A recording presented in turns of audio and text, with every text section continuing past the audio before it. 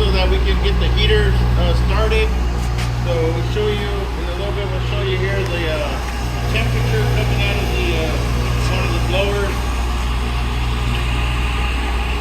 Okay, so this one is just a little warm right there. So you can see right there, it's about 137 degrees.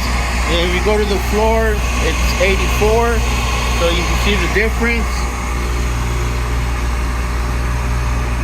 Okay, just blowing out air. Same thing here. Blowing out air too.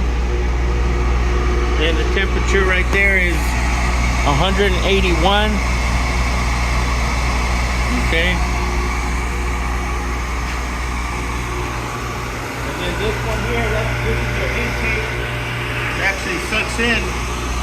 That actually sucks in. So that's the process air in.